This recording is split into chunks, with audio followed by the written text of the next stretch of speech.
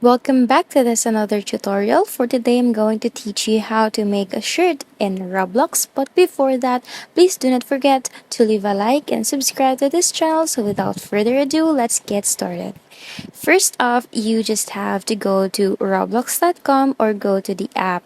Here in this homepage, you can see the create section at the top, so just click on that.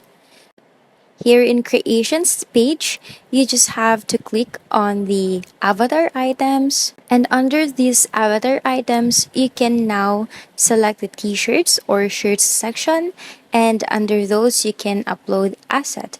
So to do that, just click on the upload asset, and here you can upload the image that you want and just name it.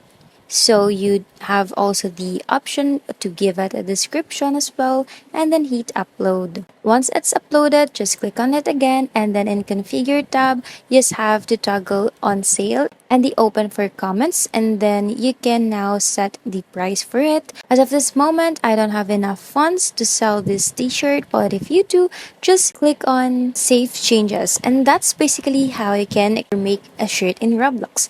Thanks for watching. Till next time. Bye.